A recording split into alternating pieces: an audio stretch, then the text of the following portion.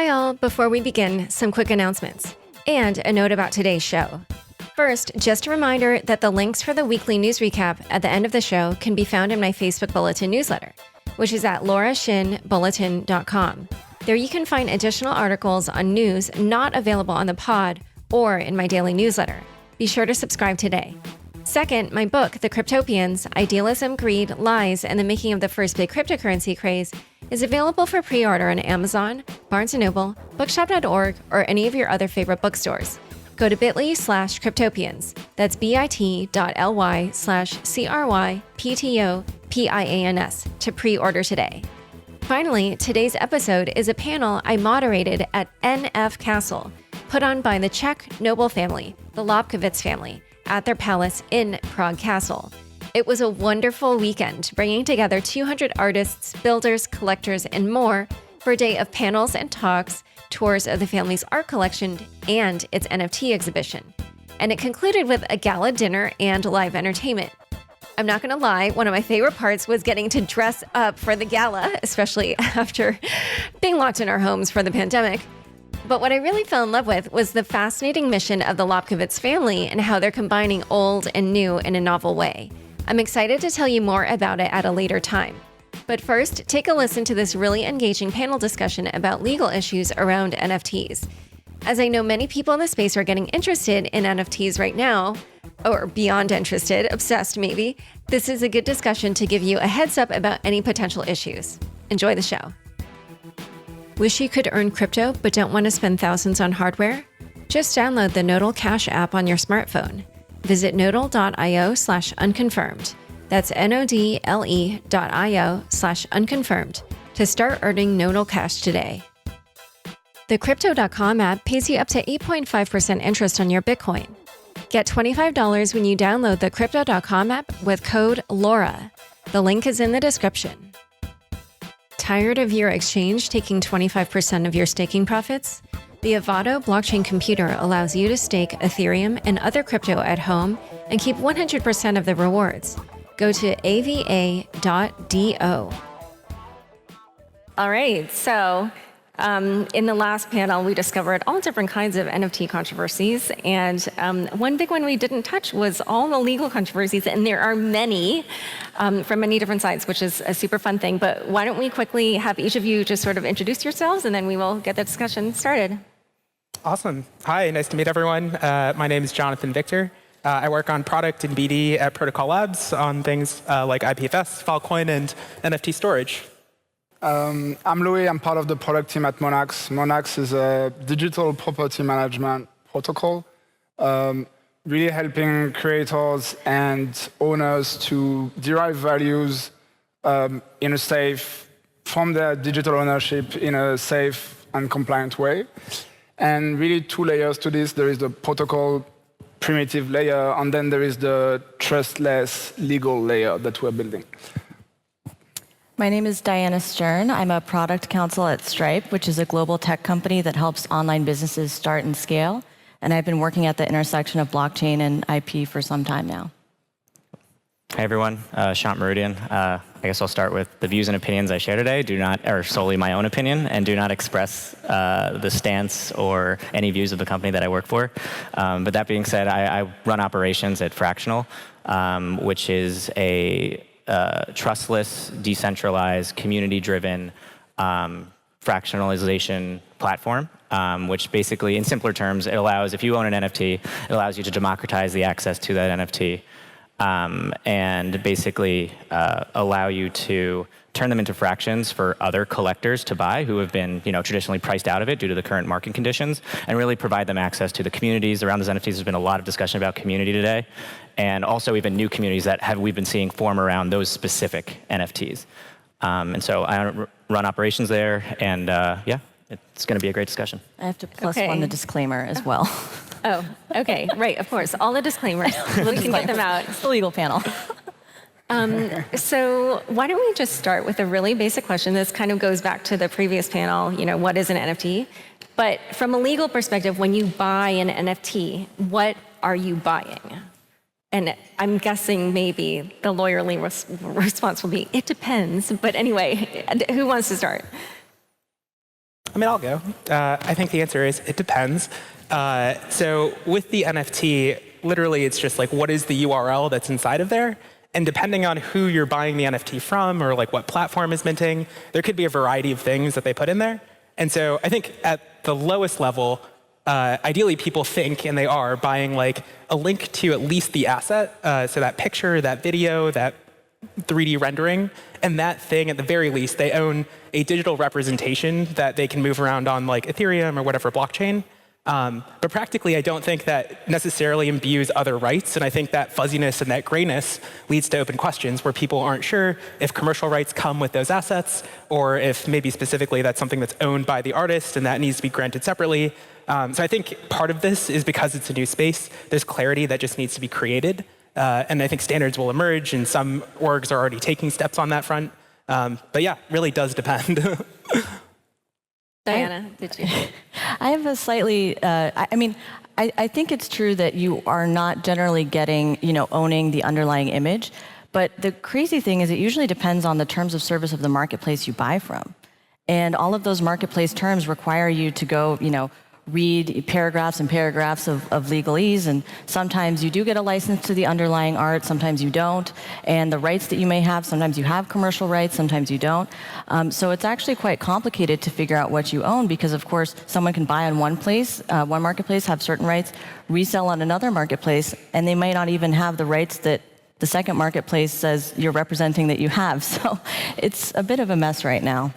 And wait, so when that happens, then is it just whatever the most recent sale was, that those are your rights because that was where you bought from, or like, or I guess these questions need to be worked out? Yeah, that's a really good question. I think probably right now that's the easiest way to think of it, but I'd be really interested if anyone ever takes this to court and you have to kind of go back and trace.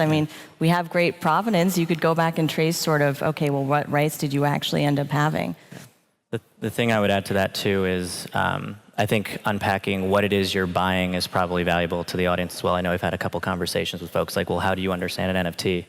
But before going into that too, related to the rights associated with it, it's not defined currently, right? There's no law on record that I know of that uses the term NFT anywhere in a document. And so it's such a new idea. NFTs specifically have yet to be officially regulated in some tangible way. But in related to what you're buying, when you're buying an NFT, as John mentioned, it's a certificate to something that exists, or a digital image. However, you'll hear the concept of off-chain NFTs, on-chain NFTs. There's also this idea of IPFS, which is a decentralized storage system. So essentially, when you buy an NFT, ultimately, it's a token that's on Ethereum or other chains that's non-fungible. We've covered that topic. But the image associated with it is where it gets, it can vary. So if it's off-chain, the token itself has metadata within it that links to either a URL or some database that's hosting that image.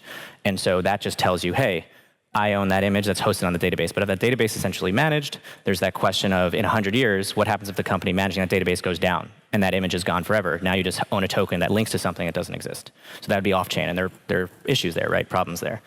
There's also this idea then, okay, what if you decentralize that storage, right? And that's where IPFS comes in, which stands for Interplanetary File System. When you get people on the internet, those are the names they come up with. And so essentially, that IPFS is a way to host that image decentralized way. As long as users on that network continue to propagate that network, it's more likely to be there longer term, right? And there are storage constraints to Ethereum, which make it difficult to store like a large, let's say 4K video or high definition piece of art directly on chain. And then there's pure on-chain storage, which is when the token itself actually contains metadata written into it, in which you can take that code, put it into, let's say, a compiler or some other area where you could run program or run code, and it will reproduce that image. And so all the things you need to create that image are on-chain and always immutable and always stored when you buy that NFT. And so I think that's an important thing to understand for when we say NFT. There are different ways in which the data and what you're buying are stored, and which could also change the question of what are you buying. Louis, did you want to add anything? Yeah, sure. I think there are a lot of different use cases. If we take just the basic ownership use case, Say, Laura, you're stealing my seed phrase, you're stealing my NFT. Code is low, but are we going to say that you're the proud owner of my NFT? Not really.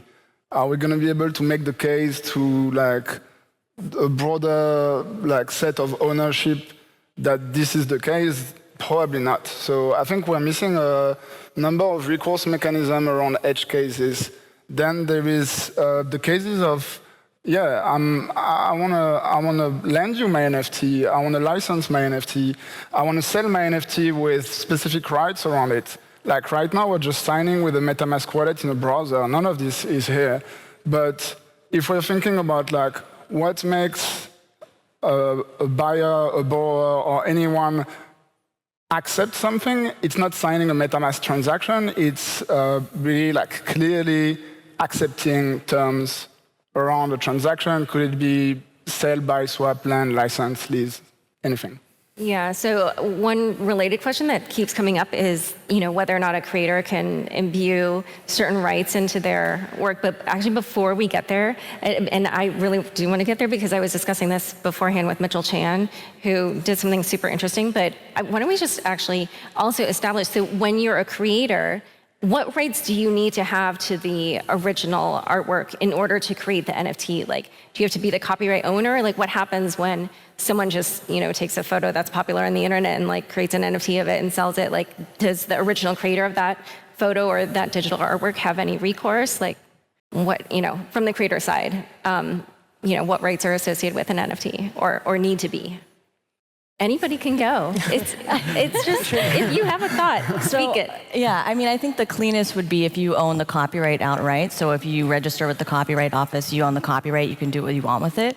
But alternatively, if someone licensed that work to you or it's licensed under Creative Commons, then you can do, depending on what Creative Commons license it is, you can use it to create an NFT. I mean, there's kind of a question of how exactly are you using the image when you mint an NFT out of it? Is that a derivative work? Are you maybe a form of distribution? Because there's certain rights that you have under a Copyright Act, including distribution and then creating copies and derivative works. So you kind of have to think about how you are using the art when you are creating an NFT. But and then what happens in the case where, let's say I'm some famous photographer or something, and I've created a photo, and someone else, like you decide to make an NFT of it and you sell it, and let's say Louis buys it, then I say, hey, that's my photo. So what recourse do I have and what recourse does he have? And do you just make off with the money because, it got bought in ETH and you don't have to send it back, or how does this all work? Yeah, so hopefully the marketplace it's listed on has a notice and take down policy. So you could follow that DMC. There's in the US anyway, the Digital Millennium Copyright Act has this process called notice and takedown, where you give notice to the marketplace, hey, someone has my copyrighted work on your website and doesn't have my permission, and then the website would there's kind of a back and forth that can happen, but generally would remove the work. I actually don't know the answer on what would happen for Louis because he purchased the NFT, and also as a practical matter, like you might not want to send it back to, Laura. So that is a bit tricky because of the permanence issue. It also gets a little complicated with so we were just talking about when you create an NFT, you have this reference that you're using. And if that's something like IPFS, it's not like there's a single person who's necessarily holding it. And it could also be the case that the same image has the same fingerprint that's used in multiple NFTs. So a takedown that affects this forgery NFT would also affect the real one too. So it's not like there's a simple answer of we take it down. I think it really has to come down to the marketplaces and what sort of standards are there. How do they do their vetting of the different artists that are posting on the platforms? How they have their own potential recourse. Maybe they don't do immediate payouts through Ethereum.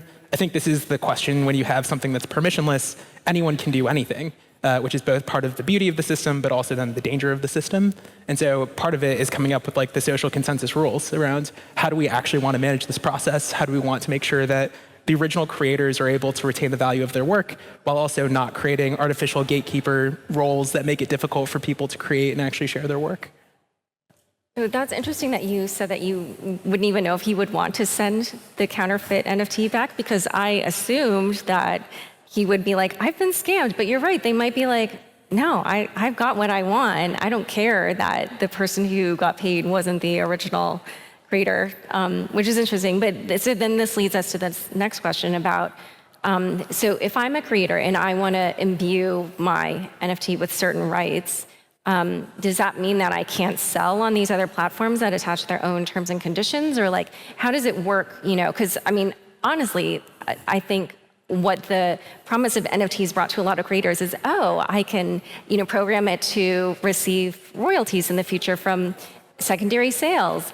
And then when I interviewed Devin Finzer, the CEO of OpenSea, on my podcast, he was like, well, you know, whether or not that can actually be enforced on secondary sales is an open question. And as a creator, I was like, what? Like, you know, this is exactly why I'd want to do this. And he was kind of questioning whether or not buyers and future resellers will even want to, you know, send a bit of the royalties back to the original creator. But yeah, so how can creators put rights that they want to put into each work into them in a way that sticks? In my opinion, it's an open question for the space. If I was the CEO of OpenSea, it wouldn't be an open question. I would just respect the royalty standard, which they are not. And if I was a creator, I would just not go on OpenSea. I would try to bring together a bunch of builders in the space that will be able to like build a cross-chain royalty standard that's going to work across a bunch of primitives. And I wouldn't work with the, I mean, I love OpenSea, but I wouldn't work with the vampires of the space. And I'm saying vampires because they haven't been complying to the royalty standard, which is not a good standard, but it will at least be like a way to tell creators that they're here for them. And if we believe that, I mean, we're all talking about financial inclusions and all of that, and if we want to help creators, we have to actually implement those types of standards. Otherwise, you're going to have some central focal points that are going to just like swallow the entire value. And it makes very little sense given all the very nice visionary sentences that we drop around financial inclusion and such. Oh, wow. So are you saying that actually OpenSea really isn't enforcing this? Because I didn't know that. They have their own standards, but like they haven't made any effort. And none of the marketplaces, it's not just OpenSea. It's a bit like in 17, 16, 15, you had a lot of centralized exchanges that you just couldn't talk to because they were too busy making money. Right now, you have NFT marketplaces that are too busy making money to care about those type of things. But if we're thinking about like the 10-year vision of what blockchain can bring to creators and to the creators' economy, like this needs to happen for sure. And so I personally would love to have like a, I don't know, cross-company, cross-blockchain, cross-DAO initiatives really working on this. If anyone is interested, I would love to talk with them. And I think the jurisdiction question gets really interesting as well, right? Because the nature of blockchain is it's cross borders, it's composable across platforms, where the people are buying from right now, as long as they're not a fiat on-ramp, like OpenSea isn't required to, you know, collect anybody's information, any KYC laws there. And so having some sort of open collective to which creators could agree to, these are the rights or these are the standards we want to attribute to it, and in any way go cross-border would be, I think, really powerful. Yeah, a lot of complexities and considerations. I would say like the short-term legal hack that I would use is to put a link to the license that you want in the description field in the metadata of your NFT and when you mint it. And I have a sample license on my GitHub if you want to use it. And yes, you would be competing with the terms of service of the marketplace, but I think you could put a provision that says, you know, this license supersedes the terms, and marketplaces also might want to consider allowing artists and making room for artists to have their own license that do supersede their terms to just really provide clarity. Yeah, well, this goes actually to my conversation with Mitchell. I don't know where he is, Mitchell Chan, who was on a previous panel, but he was saying that he did some NFTs back in 2017 and that he put the metadata in the smart contract, and he made it so you couldn't just buy it on a platform and you had to mint it yourself using, you could use Etherscan, which is probably the most user-friendly way, but he also had people do it directly using the parity client, which is funny for those of us in the crypto space because that's not used widely anymore, if at all, I don't know. But, you know, he was like, this is how I'm kind of overriding what the terms of service are. So I think, I don't know, if maybe Mitchell isn't here, but I'm just curious, like, how the resales are done, then can you even resell that on OpenSea, or is it just people who are very technically savvy now trade it? Or I think OpenSea has an API that if you create like an NFT that meets the specs, you'll be able to like interoperate with them. But even if you didn't do that, like everything on these open blockchain base layers still gives you the flexibility to like, if other people create a marketplace and you're compliant with whatever standards, it's just like a technical compatibility thing of like, can they interpret that what you've created is an NFT and then be able to like process. Yeah. Okay, so maybe it's not so challenging, but just in general, like, do we feel that traditional regulations cover NFTs, or are there gaps? And if so, what are the big gaps and questions that need to be resolved? I think short-term DAOs are trying to take the lead. You could definitely take an NFT case that have proper legal rights around them to court. Maybe a much longer process than working with a DAO, provided that the DAO is actually taking care of their community. So that's short-term. Longer term, I think we said it 20 times today, any asset is going to be an NFT. So once every asset is an NFT, I'm assuming that like different jurisdictions are going to take a very, very strong look at it and start really thinking about it. But short term, it may take a bit of time to take your NFT case to court. Better use a DAO or use smart contract or use other ways. Yeah. I think there's also like interesting questions of like, if you think about what is an NFT, we talked about like the technical implementation, but really it's just like a set of standards that people follow. And so it could be in the future, there's a third standard that comes out that supersedes 721 and 1155. And so even as we think about like what's smart regulation, like how do we have something that can evolve as the technology evolves? Because really it's like people coming on social consensus to implement a specific thing and then interpret it a specific way. And I think the same is true even for like respecting royalty rights.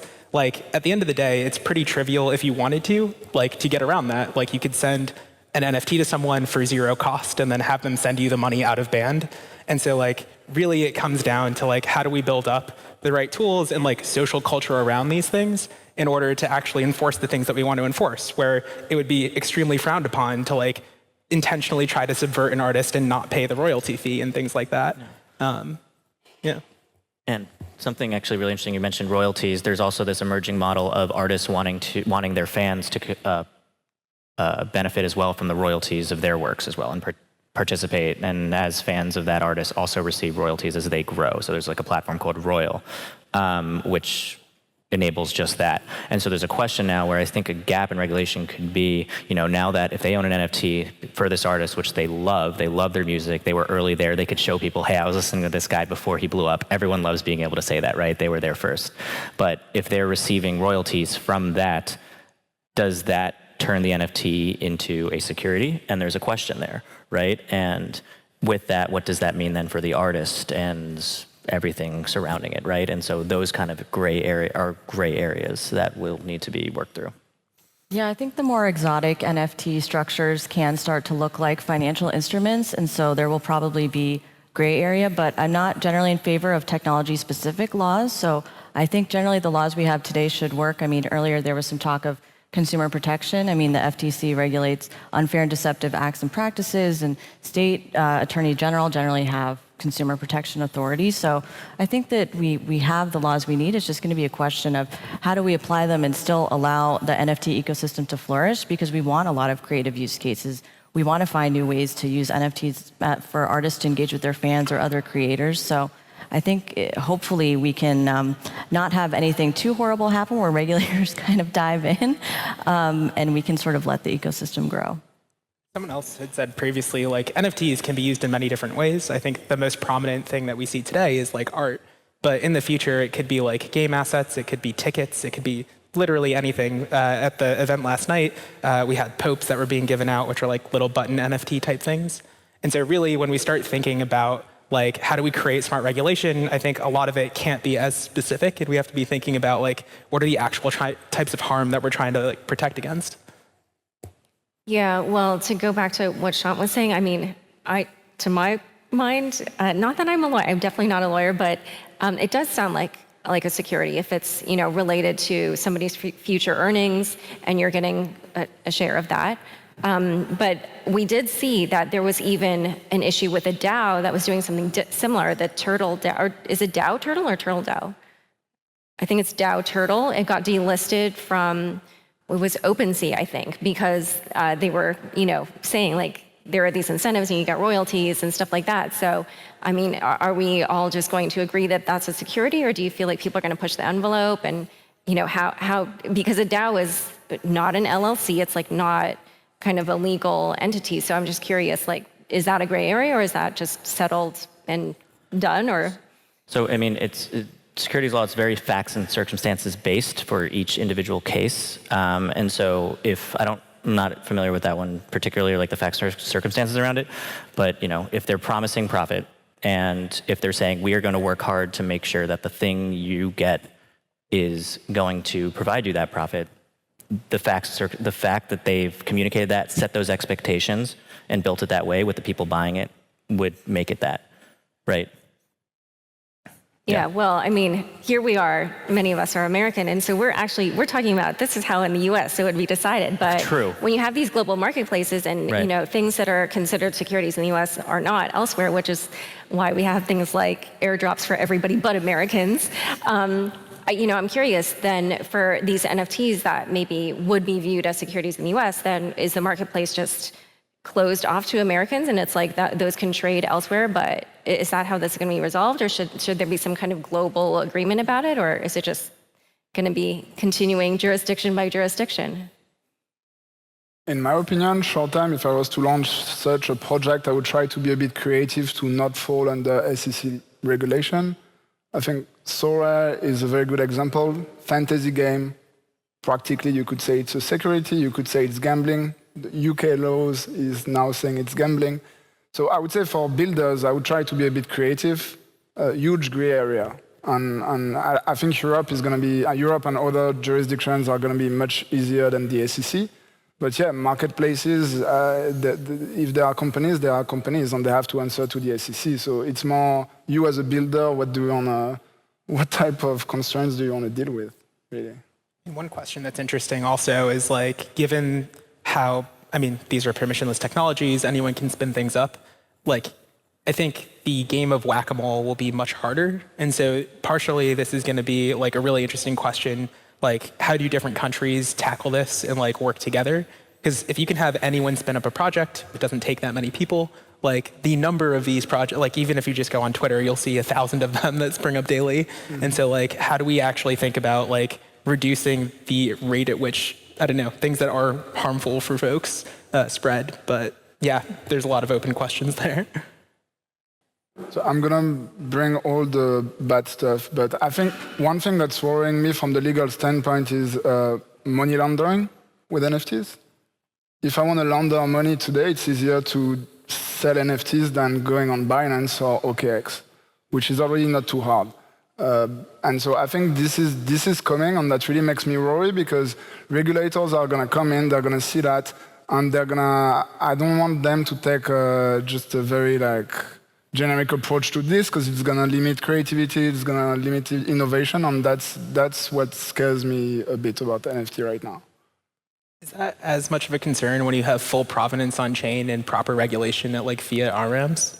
Like, so long as at the places where people are able to exit, is that as much of a concern if you can, like, with a block explorer and Chainalysis, like look through and see what was the history of transactions, what was the source of this address's funds, and so on? But I think that's the problem. It's because Chainalysis and CipherTrace and all those people, they are making money off of telling regulators that bad stuff is happening. So very soon they're going to tell regulators that bad stuff is happening. Regulators are going to take a look, and they may not have a very subtle approach to it. So that's my concern.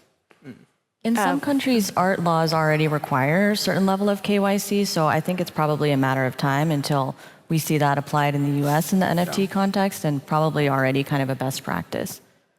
Yeah, so a couple of things. First of all, disclosure, CipherTrace is a former sponsor of my shows. I just want to get that out there. But this issue actually has already come up where I think for Coinbase's NFT platform, which they just announced, you're going to be able to participate just straight from your own address or wallet, and so you don't have to do KYC if you do it that way. But I think FTX also announced that they were going to launch an NFT marketplace, or they might have just launched it, and you have to do full KYC for that one. So KYC, for those of you who don't know, is know your customer. It's like giving your identity to the bank, and it's all to kind of monitor money, or to comply with anti-money laundering compliance rules. But what's funny is that you brought this up right now, because literally right before I got up on stage, G-Money from the previous panel said to me, oh, by the way, it's so funny you mentioned EtherRock, because we could have talked about another controversy, which is money laundering. He said it was, people were surmising what was going on with EtherRocks. And so just to like lay out this process for people, I take it you have dirty funds and then you buy an NFT with it. And so you've kind of like, then through that you can swap it into something else and cash out. Is that a simple? Yeah, I mean, if I have 100 of malicious people that are deciding to assign value to my JPEG, and then we're bringing up like some more community that have no idea what we're doing, and we're just like minting and selling to them those NFTs, then we just have laundered money. And yes, there is cipher trace and chain analysis and such, but my only concern is that when we look at the SEC regulation, when we look at Malta, that has a lot of good intention, but that did really wrong, I'm just worried about regulators coming in and taking very like a very simple approach to things. I think especially in permissionless networks, it becomes complicated to think about how do you write or get this balance correct, where you have things that are completely open and you want to enable people to like be able to participate. On the same side, you don't want to enable bad things to do bad, or bad people to do bad things. And so I think especially the KYC problem is not NFT specific. I think it's also like a DeFi problem as well. But coming up with the tools that do that in a way that doesn't just compromise everyone's privacy, and also like for very good reason, if we all imagine that there will be more blockchains and more crypto in the world, it becomes much more dangerous if any individual entity can like effectively dox like any user. And like just think about who are the worst people in the world. They would be able to dox other people. That's a bad thing to enable as well. So I think it's going to be a challenging way of like coming up with the right tools, the right processes, but yeah. Did you know that exchanges take up to a 25% cut on your staking rewards? But you don't need an exchange to stake. You can run a validator at home. Join thousands of solo stakers, get an Avado device, plug it in, deposit your stake, and earn the full reward. Avado created the best hardware and specific software to stake, and keeps your validator on the latest version through auto updates. One-time investment, 100% profit. Go to Avado, that's AVA.do. With over 10 million users, Crypto.com is the easiest place to buy and sell over 90 cryptocurrencies. Grow your crypto with Crypto.com Earn, which pays up to 8.5% interest on your Bitcoin and 14% interest on your stablecoins. When it's time to spend your crypto, nothing beats the Crypto.com Visa card, which pays you up to 8% back instantly and gives you 100% rebates for your Netflix, Spotify, and Amazon Prime subscriptions. Download the Crypto.com app now and get $25 by using the code LAURA. The link is in the description. I also actually just wanted to shift back to the DAO question and relate that maybe to the earlier topic about IP rights. So I'm just curious. So we were talking about how originally, if you're going to create or if you're going to mint an NFT, you should be the copyright holder. But we have all these DAOs that are forming, and they're creating these different NFTs. So when a DAO creates an NFT, does the DAO get the copyright, or do you have to actually be an entity, or like how does that work? I think the licensing use case is an interesting one. You have few DAOs now that are saying, whomever has one NFT of that collection can either or not build the derivatives collection. So pretty much making their own rules with code and some fallback mechanism when code doesn't cover. And they can allow or not. And we've seen both cases. We've also seen people building derivatives collection without being allowed and without the NFT coming from a DAO either. So another gray area. We should keep a list of them because it's a long list. It's a long list. And when you said that they also create a fallback mechanism, is that something that can apply across many jurisdictions, or like what does that look like? No, I think you will need to go to the DAO. If you go to a jurisdiction and say that the DAO told you that, I don't see, unless there are legal documents for the jurisdiction to look at, you're really trusting the DAO, which I think is extremely powerful. I'm not sure it's going to scale to all the assets, especially the real-world assets, but for the native digital assets, I think it's very powerful that DAOs are now realizing that they can define their own rules and be their own jurisdictions somehow. Diana, he looked thoughtful. I don't know if you wanted to add to that. No. Oh, no, well, I said Diana, but... Oh, sorry. It's interesting. I mean, I'm trying to think of, so I think someone had brought up earlier, or when we were talking about that in the US anyway, only humans can have original copyright ownership of something. Like there was a case where a monkey took a picture of itself and it didn't own the copyright. So if we're talking about like an algorithmically created thing that a DAO made, but we can go a little bit more simple. Like let's say there's a picture that someone in the DAO community created and the DAO wants to own it collectively. It's a little easier to imagine that when the DAO has an entity type, right? If it's a corporation or a nonprofit or something, because then our laws are pretty clear around that. It can go and register. So then, how would you do it if you're not trying to do that? Maybe the DAO appoints somebody that is sort of their like IP portfolio owner, and that person then can register the copyright and kind of be sort of that's their role in the DAO. Perhaps that's one way it could work. Yeah, I mean, we're working on a contract for mint. So, for example, the DAO would say this is the contract where if anyone wants to mint a derivatives project, they need to come to this contract and mint it. And it's going to come with a bunch of terms that, honestly, they don't have any jurisdiction right now. It's the DAO being behind those terms and saying, like, we are the entity that's going to assure those terms are enforced. And if the DAO is malicious, then it's cooked. But yeah, NFTs are also kind of like a brand, though. So when you think about like Bored Ape Yacht Club, for example, I saw earlier Yuga Labs owns the trademark. So what does that mean? Because like they've licensed from a copyright perspective, each Bored Ape Yacht Club owner has commercial rights, but they're not the trademark holder. So there's actually, I think, a lot of trust right now happening between the original creators of NFTs and the broader communities, which start to look like DAOs that might own them. I was going to ask about, when you have these different groups and like if there's a conflict, then if it's a DAO, who can someone go? Is it just the jurisdiction or the court of their jurisdiction? Is that where they go to, or how is all this decided?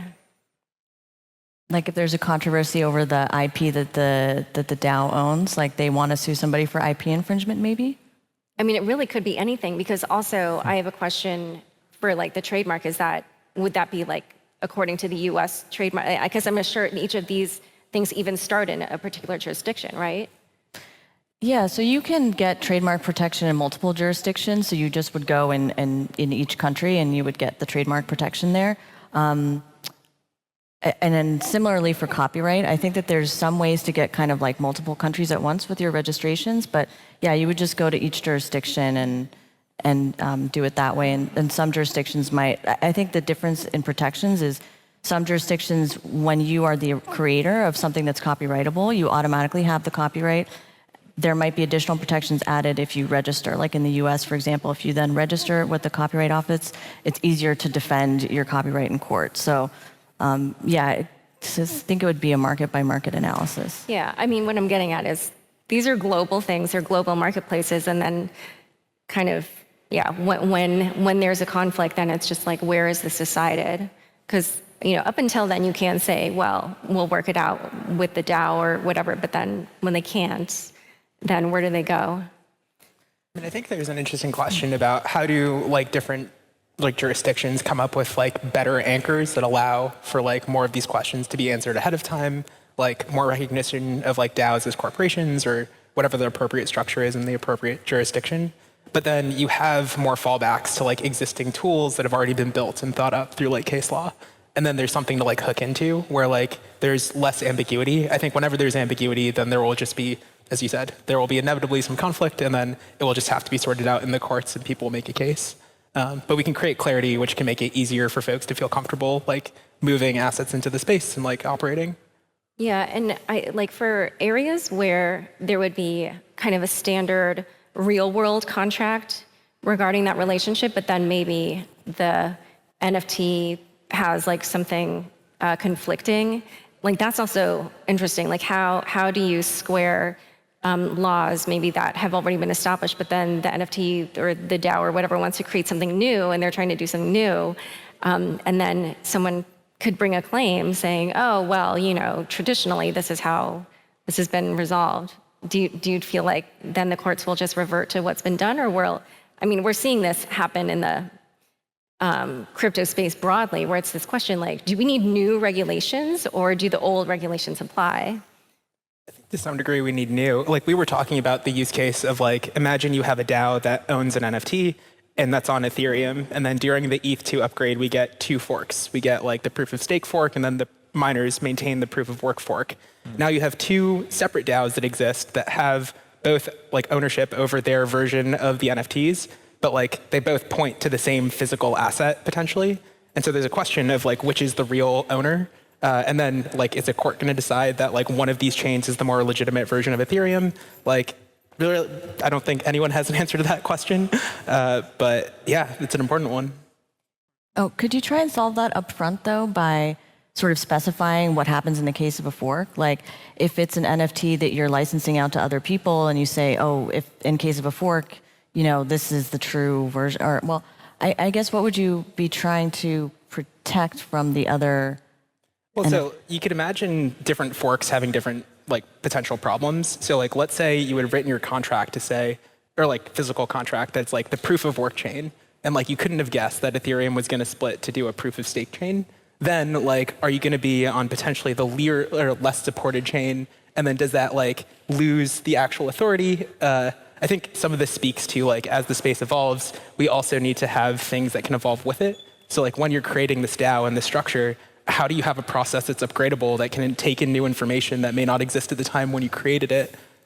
I mean, my feeling is that the DAO should be focused on making new rules about what's possible now that was not possible before. All the basic stuff about copyrights, on royalties, on licensing.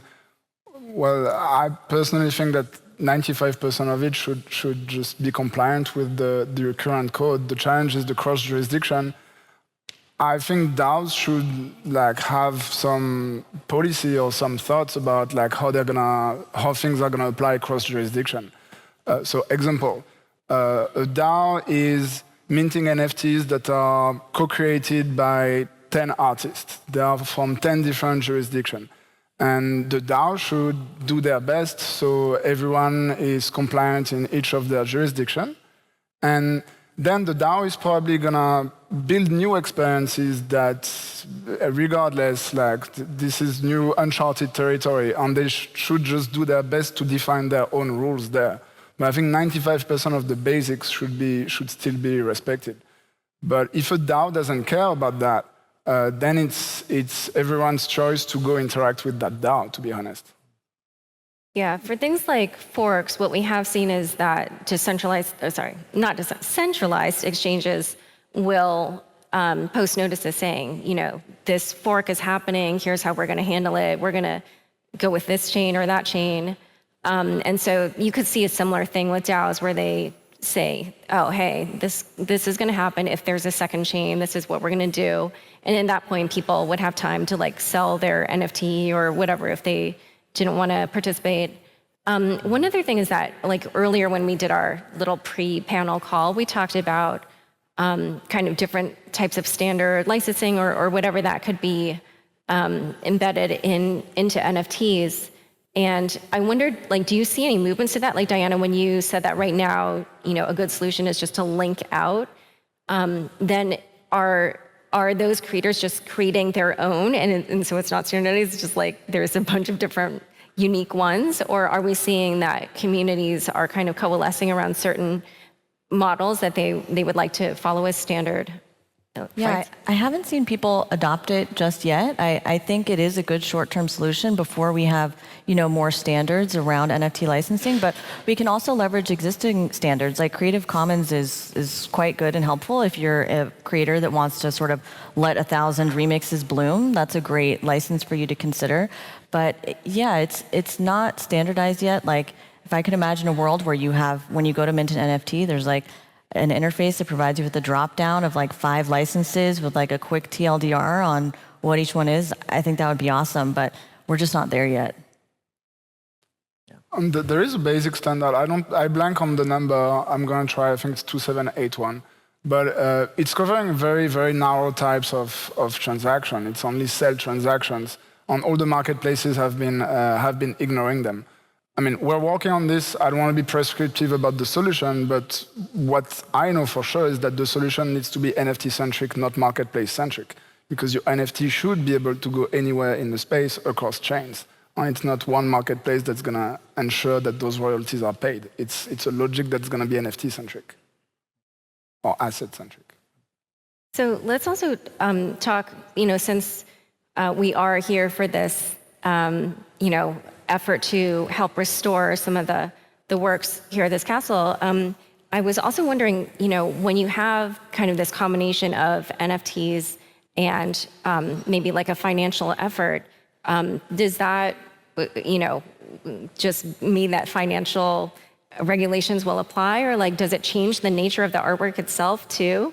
Because it kind of goes back to what Shant was saying earlier. It's like, if I buy a painting from an artist that I like, generally I'm just buying it because I like the artwork.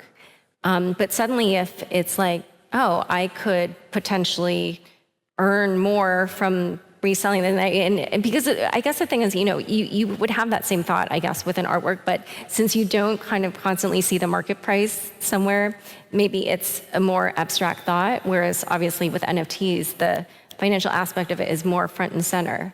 So are we just expecting that a lot of these will be treated, as financial objects? Yeah, no, it's a great question, and I kick around too the idea of traditional art, and in art houses, auction houses, I think, or art houses, I should say, and exhibits and exhibitions and galleries, you typically do not see the price of the art next to the piece itself because it's about the artist, it's about the story, it's about the context surrounding that. And then so when I think about applying securities laws to traditional art in some way, if NFTs were to become applicable there, with securities laws comes, of course, the investor protections, clarity, transparency, and honesty around it. And I think so much about stories around art as well. And in terms of how, proving the accuracy of that story and also what the artist is saying, it'd be interesting to see the onus it puts on the artists for investor protections if it were to be considered a security. And then how does that impact how art is received or viewed or interpreted? Would be interesting. But I think a little bit about so NFTs, again, just being broad category of things, just because people are speculating on them and making money, does that necessarily mean that they are a security or anything else? Like Beanie Babies were never really considered securities. And so I guess there's that question as well. And especially part of the reason this discussion even happens is because the prices tend to be quite high. But that's partially an artifact of what are the tools that we have today. And so, yeah, especially with Ethereum having high gas prices and stuff like that, the types of NFTs people are willing to mint tend to be art pieces. But if NFTs turn out to be game assets and popes and all these other lower cost things where yeah, you might just get them for free, or even at low cost, 10 cents for an NFT, then if we come up with bad rules and definitions of what could financial security laws or whatever apply, it's going to introduce a ton of complexity for a bunch of use cases that are totally adjacent. So what if it's something like we're going to fractionalize shares in the Mona Lisa, and then you can buy a share, and this is how museums start funding some of their projects? Then what would you say? I think that might be slightly different, and I guess it depends. Again, our very loose definition with Howie of you have to meet this 3-part subjective test. And so there's a question of how is that sort of represented to you as a buyer?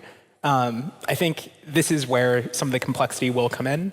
If you are buying purely as a donation and like the only person who can receive it back is like the museum, maybe that's like a different thing. And the reason that you're doing it is just to be a donor of and like support the museum and get your name on like a plaque. If like the goal is that you're planning on like, I don't know, if it was like being treated as a security with like some promise of future profits or something else, that might be different.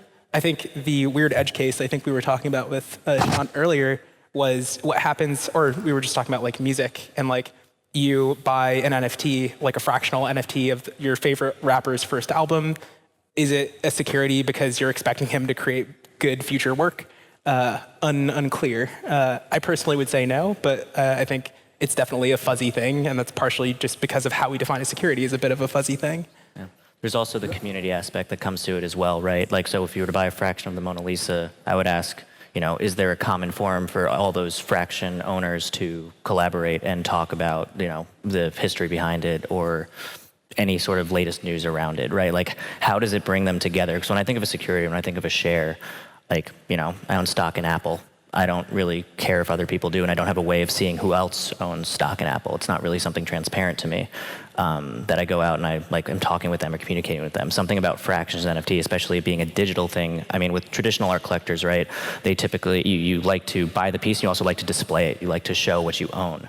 When it's physical and you own fractions of something physical, you can't really do that in a way that is as meaningful as maybe something digital. When it's a digital medium and you can show like, hey, I own this thing, and everybody shows it, and it's a digital medium, digital native, and it has different properties than something physical does. And there's also that community aspect as well of just, you know, having that sense of camaraderie with people, like in the sense of an album, right? Owning that, partaking that music, really identifying with it and the values that come with it, and just wanting to be a part of that club. I think there's also like, I mean, security, I believe, is like for securitized interest. So like, if you were buying the thing, what is your securitized interest? And so in the event where it's something where it's like, you're a part of a community and like, it's not like you actually own a part of the Mona Lisa, you own like this representation that society is agreeing like gives you some social like link to the Mona Lisa. It's like a slightly different thing as well. And so then does that go to what you were saying about community, that like if it's more community-based, then it's less of a security? Is that what the conclusion is, or? No conclusions, but yeah, it's a good. It would definitely, if you look at the Howey test, it would definitely be less likely to be considered one. Again, it's all based on facts and circumstances of every time something is created and how it's treated, and so you'd have to look at the individual facts and circumstances of this particular instance. It seems like what we're saying with the community part is like the efforts of others prong of the Howey test, right? So an investment of money with an expectation of profit based on the efforts of others, you have to meet all three. And if you knock out, if everyone is contributing to the value of this NFT or this portfolio, does that knock out the efforts of others prong? But that's a really tricky test. Like there was a court case where I believe there was a company that was breeding chinchillas, and even though like part of the way you got your return was that you like contributed to raising the chinchillas, it was still determined to be an overall securities scheme. So even when you're participating in what creates the profit at the end of the day, there can still be situations where it ends up being a security.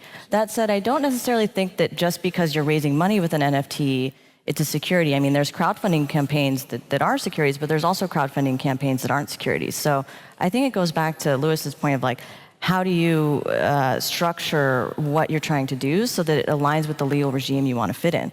You might want your NFT to be a security, actually, because there's a whole world of securities that you might want to play into, and you see that having a clear chain of title and provenance might be beneficial. Yeah, and to actually add to that point too, I mean, with the Howey test, it's right, originally it was this led to expect profits solely derived from the efforts of others. Mm-hmm. And that was from 1946, I think. And then in 1973, it was actually reinterpreted that solely derived from the efforts of others shouldn't be taken literally, and it's more of like a mostly derived from the efforts of others. But the thing that precedes that is the expectations of profits, right? So when you talk about community, if everyone's saying, hey, we're going to make this thing more valuable, that's one thing, right? But if everyone's just, hey, I'm really happy I own this thing, and I'm like, for CryptoPunk, for example, right? Larva Labs, the ones who own the copyrights to CryptoPunks, are not going around and saying, hey, we are going to do X, Y, and Z, therefore CryptoPunks will accrue in value, and therefore you should buy a CryptoPunk. They're not doing that. They simply exist. There's 10,000 of them, and that's it, right? And so the market dynamics are, as exposure and visibility increases for CryptoPunks, they may go up in value, but that's due to market dynamics that are beyond the efforts of others or promises of profit, in which case it wouldn't be considered a security. Similar with art, right? Over time, what is value but the degree of importance we give to things, right? And that value may not be realized right now where we are, but over time, it may be realized, in which case it may accrue in value. But there's no expectation of profit there or efforts of others related to that other than awareness. Another unsolicited advice, but I think compared to the fungible space here, we're dealing with art creation. There is a lot of emotion involved. There is much more than just the financial value. And hence, there is so much room to avoid any trouble with the SEC, frankly. Just sell an experience if you monetize the experience. I think there's so many room for maneuver to make things not a security that my advice for the builders is just build an experience that's safe. And we really have this room to do it here in the NFT space that we don't in the fungible space. That's really interesting because obviously we're seeing people with tokens kind of wanting to push it. And I mean, obviously their lawyers are saying avoid, but we have even former regulators that leave government and say, there just needs to be new regulations. This is new technology. The old rules don't apply, which obviously the regulators do not agree with. But it's just fascinating because I would say a lot of people do want to push the envelope and they think, well, it shouldn't be a security or it shouldn't be, those regulations shouldn't apply. And so they want to push the envelope. But we'll see if somebody actually tries to take it to court. Anyway, okay, well, we're out of time. This has been a fabulous discussion. Thank you so much. Thank you. There's a new cryptocurrency made for mobile that you can earn by downloading the Nodal Cash app. It's free, easy to use, and there's no hardware to buy. The Nodal Cash app allows you to earn crypto whether you're on the go, stuck in traffic, or even while you're sleeping. Nodal Cash is the crypto you earn 24/7. Go to nodal.io/unconfirmed to get started today. That's nodle.io/unconfirmed.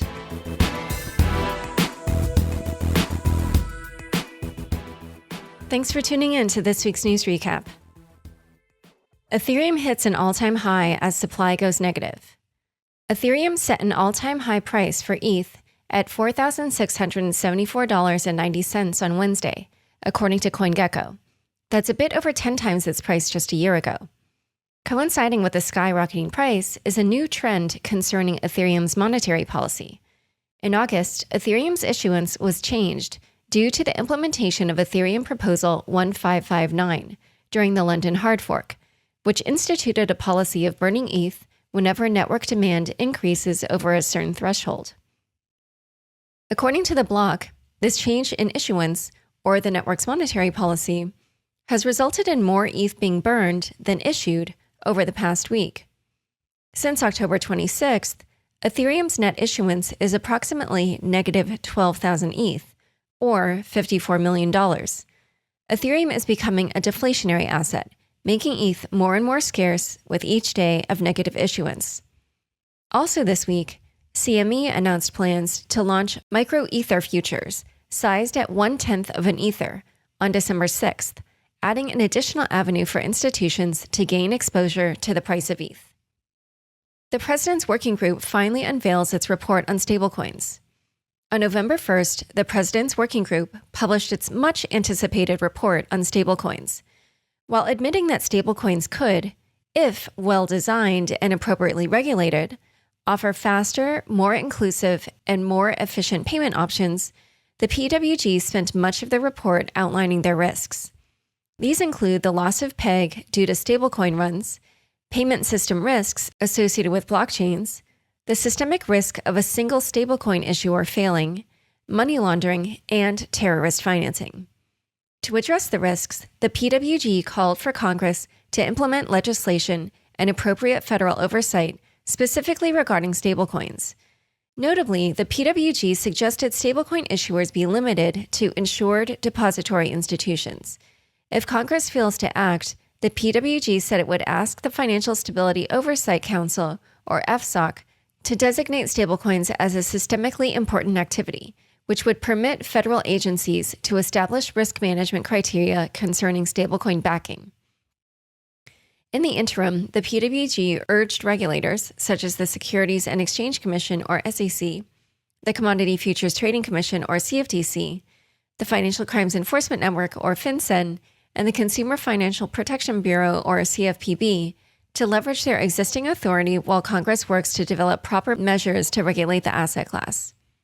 In related news, Michael Hsu, the acting controller of the currency, announced that the crypto sprint between the Office of the Controller of the Currency, the Federal Reserve, and the Federal Deposit Insurance Corporation has concluded, and that the results will be communicated shortly. Hsu hinted that the crypto sprint would help build a framework for regulating crypto banking activities. Get ready for an ENS token. The Ethereum name service, the protocol behind .eth domain names, announced plans to launch a governance token this week, transforming the organization into a DAO. It first asked community members to step forward as governance delegates in charge of the DAO, and then released the tokenomics of ENS. Users who registered and held an ENS domain before October 31st may claim ENS tokens starting November 8th. 50% of ENS tokens will be reserved for community treasury, 25% will go to a community airdrop, and 25% will be reserved for core contributors. However, on Wednesday, Nick Johnson, the lead developer of ENS, informed the community that the airdrop hit an obstacle in the form of airdrop farming, despite the company writing a lengthy ethics policy for the core team about keeping airdrop information quiet. It seems information about the ENS token drop leaked, allowing certain addresses to purchase and register a multitude of .eth domains ahead of the announcement, adversely affecting the distribution of tokens. Said Johnson, quote, "We kept it need to know, but you'd be surprised how many people need to know ahead of the announcement. All it would take is one person chatting to a less scrupulous friend about vague details to give them a hint that this is worth trying." Johnson said that ENS will be manually blacklisting 784 addresses from the token airdrop in light of the farming. 6050I, it's out of our hands now. From the looks of it, the infrastructure bill, along with its provision 6050I, which requires parties to report social security numbers on trading partners for transactions over $10,000, amongst other information, will be passed in the House today, November 5th. The provision, which Coin Center describes as unworkable and unconstitutional, would make not reporting on such an event a criminal felony, according to Abe Sutherland in his appearance on Unchained in October. Jake Chervinsky, a lawyer and strategic advisor at Variant Fund, tweeted, "It's out of our hands now," regarding actions to stop the bill from passing. He added, "Importantly, nothing will happen right away. The crypto provisions don't go into effect until 2024 for fiscal year 2023 reporting. We can try to get them repealed or amended before then." Brian Brooks, now CEO of Bitfury. Former Binance US CEO and former acting head of the OCC, Brian Brooks, has been hired as the new CEO of Bitfury, a Bitcoin mining company. Brooks is replacing Valery Vavilov, who will stay on as Chief Vision Officer, as the company makes its way to a public listing, which it plans to do in less than 12 months. Brooks previously left Binance US after 4 months on the job, citing differences in strategic direction. Digital Currency Group raises $700 million at a $10 billion valuation. Digital Currency Group, the company behind Grayscale, Genesis, CoinDesk, and others, disclosure, CoinDesk is a previous sponsor of my shows, closed a $700 million round this week at a valuation of $10 billion, as reported by the Wall Street Journal. The round was led by SoftBank Group's Vision Fund, 2, and Latin America Fund. GIC, Ribbit Capital, and Alphabet Inc. also participated. According to Dove Metrics, it was the 4th largest raise in crypto. Speaking of DCG, the block reported the company is looking to hire a team of financial advisors for a wealth management subsidiary centered around crypto millionaires, citing sources familiar with the situation. Additionally, it appears the SEC is taking a closer look at Grayscale's application to convert its flagship product, the Grayscale Bitcoin Trust, or GBTC, into an ETF. In a November 2nd notice, the SEC said it was soliciting public feedback on the proposal. The Squid Game token was a scam. Squid, a Binance Smart Chain token based on the Netflix show Squid Game, saw its price rise over $2,000 per token before crashing to nearly zero after developers withdrew millions of dollars worth of crypto from the protocol and deleted all social media in an apparent rug pull. As Emin Gunsirer of Ava put it on Twitter, 99.99% drop on the Squid Game token. I mean, what did you guys expect? There's nothing behind this coin except it stole its name from a popular show. According to Barron's, an address was able to turn its nefariously acquired Squid into $3 million in BNB. Binance announced that it had frozen and blacklisted wallets associated with the developers of Squid. However, since the developers used Tornado, a coin mixer, it is unclear if the blacklist will stop the devs from cashing in. Consensus shareholders to begin legal action against Joe Lubin and Consensus board. A group of more than 15 shareholders in Ethereum software company Consensus AG intend to begin legal proceedings against its board of directors, one of whom is Ethereum co-founder Joseph Lubin, over the formation of Consensus Software Inc., or CSI, whose investors include JP Morgan, MasterCard, and UBS. Their complaint centers around the transfer of intellectual property from the original Swiss firm to the new one, a Delaware incorporated entity established in June 2020. They contend that the valuation used for the transfer of assets was for tax purposes, at a fraction of the market price, and not for M&A. They also say it was made without independent oversight, as would be required under Swiss law. The legal action comes as Consensus is coming out of a few years of multiple rounds of layoffs and the restructuring that created CSI. And just as it was said to be in talks to raise $250 million and seeking a valuation of $3 billion. Calling out MetaMask and Infura specifically, shareholder and former Consensus employee Arthur Falls said in a press release, no Ethereum stakeholder would ever agree to part with these two products they were instrumental in building, for a combined value of $19 million. A Consensus spokesperson said in a statement, "We believe that these shareholders are confused on a number of key factual points." 2 congressmen advocate for spot Bitcoin ETF to SEC.